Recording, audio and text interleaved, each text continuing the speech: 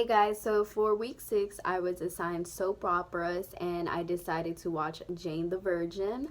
I felt like Jane the Virgin was a great representation of this genre because this show was actually loosely based off of a Venezuelan Spanish telenovela, which is the word for soap opera in Spanish.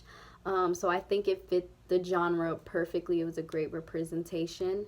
Jane the Virgin first aired in October of 2014. 4 seasons have came out, and they just recently renewed its 5th season, and I believe it's last season as well. So we got that to look forward to. As far as targeted audience, I would say it's women of all ages, because this show airs on the CW network, and I would say the CW caters more to like teens. Jane the Virgin definitely differs in this way, where it's definitely for women of all age to enjoy. I think older women and younger women can definitely relate to a lot of the problems that these characters face. So I think that's what's an interesting part of this show. Some conventions of this genre. I would say when you hear soap opera, you automatically think drama to 100, which is also what I was expecting out of this show. Um, as far as the definition of a soap opera, according to text, you have the unexpected pregnancies, the long lost parent, the long lost evil twin sibling, you have the murders, and of course, you have the heartfelt storylines, which are all things that Jane the Virgin has. So it's definitely interesting to see a newer, more modern version of what a soap opera is.